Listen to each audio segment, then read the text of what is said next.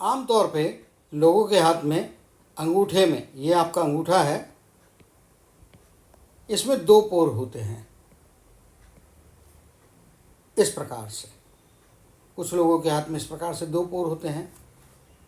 अगर ये पहले पोर की लंबाई दूसरे पोर की लंबाई से यदि ज़्यादा हो तो पहला पोर जिनका बड़ा होता है अंगूठे का, वे व्यक्ति जो होते हैं वो आत्मविश्वास से भरपूर होते हैं।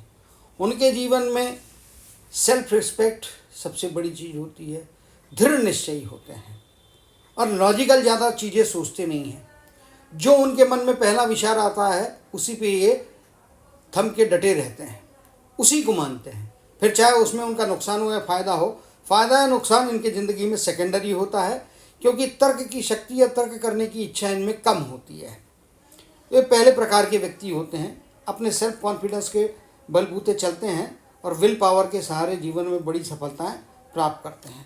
दूसरे व्यक्ति ऐसे होते हैं जिनमें ऊपर का पोर छोटा होता है जबकि नीचे के पोर की लंबाई बहुत बड़ी होती है।